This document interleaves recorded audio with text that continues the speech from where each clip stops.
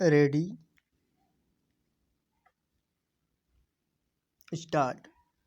The scheme of the Act contemplates for setting out the practical regime of right to information for citizens to secure access to information under the control of public authorities in order to promote transparency and accountability in the working of every public authority.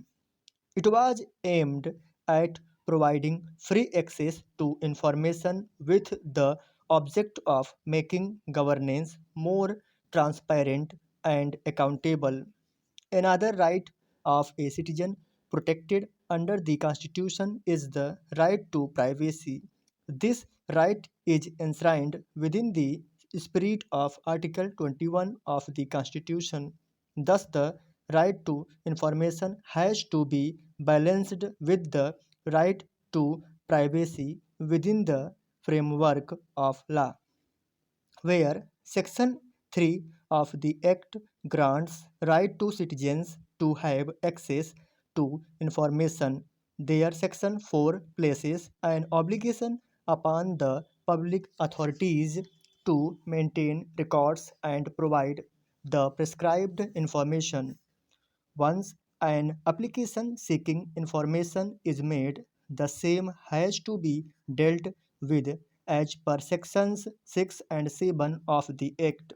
The request for information is to be disposed of within the time postulated under the provisions of Section 7 of the Act. Section 8 is one of the most important provisions of the Act as it is an exception to the general rule of obligation to furnish information. It gives the category of cases where the public authority is exempted from providing the information. To such exemptions, there are inbuilt exceptions under some of the provisions where, despite exemption, the Commission may call upon the authority to furnish the information in the larger public interest. This shows the wide scope of these provisions as intended by the framers of law. In such cases, the Information Commission has to apply its mind whether it is a case of exemption within the provisions of the said section. Right to information is a basic and celebrated fundamental oblique basic right but is not uncontrolled. It has its limitations. The right is subject to a dual check. Firstly, this right is subject to the restrictions inbuilt within the Act, and secondly, the constitutional limitations emerging from Article 21 of the Constitution.